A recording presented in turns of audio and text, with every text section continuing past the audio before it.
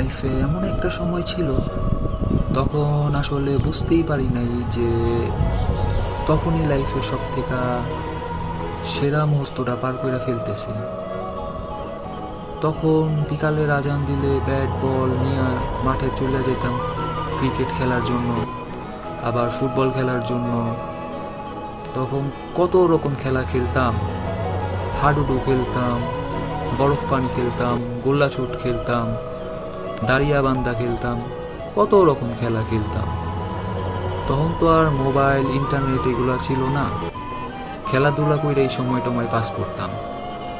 তখন বন্ধু বান্ধব সবাই একসাথে খেলাধুলা করতাম, খেলাধুলা করার সময় ঝগড়া টগড়া হইতো, কিন্তু আবার কিছুক্ষণ পর সব ঠিকঠাক হয়ে যেত, আবার সবাই একসাথে খেলাধুলাই করতাম। এখন যেমন আমরা মোবাইল, তারপর বিভিন্ন রকম সোশ্যাল মিডিয়া, তারপরে নানা রকম ইলেকট্রনিক্স ডিভাইসে আসক্ত, তখন আমরা আসলে বিকালবেলার ওই খেলার মাঠেই আসক্ত ছিলাম, ওই খেলাধুলাতেই আসক্ত ছিলাম।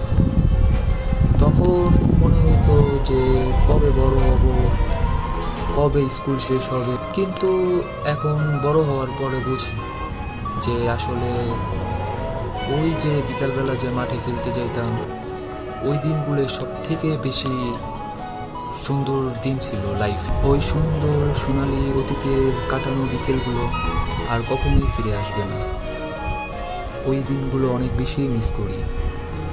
আপনারও কি এমন একটি শৈশব ছিল? থাকলে কমেন্টে আপনার ছোটবেলার সব থেকে প্রিয় স্মৃতিটা লিখে জানাবেন। আবার দেখা হবে দ্য গোল্ডেন ইরা অফ লাইফের পরের গল্পে। ততক্ষণ পর্যন্ত ভালো থাকবেন, সুস্থ থাকবেন, আর ছোটবেলার সুন্দর স্মৃতিগুলোকে মনের মধ্যে বাঁচিয়ে রাখবেন।